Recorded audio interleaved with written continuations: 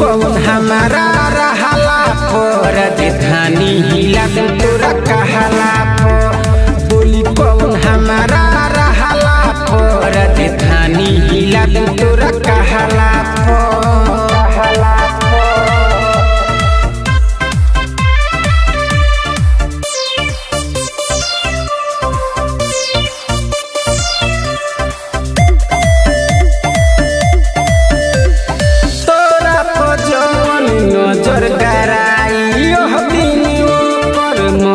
हो जाई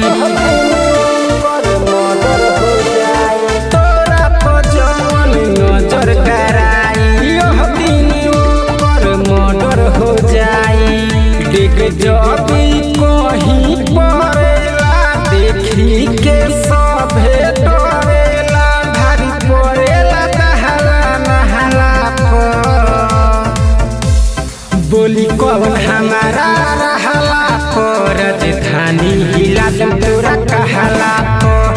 बोली कौन हमारा रहला राजधानी हिला तोरा कहला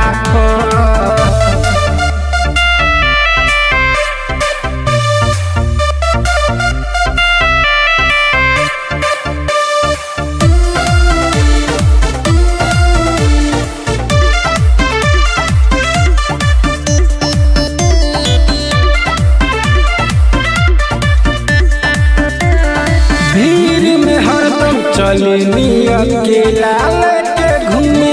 नहीं कौनो चेला भीड़ में हरदम चलनी अकेला लेके घूमे नहीं कौनो चेला जब आपन वाला ठाने केहू के नहीं माने परवाह न होला खून बहाला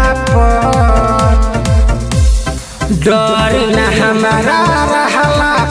राजधानी हिला तोरा कहला।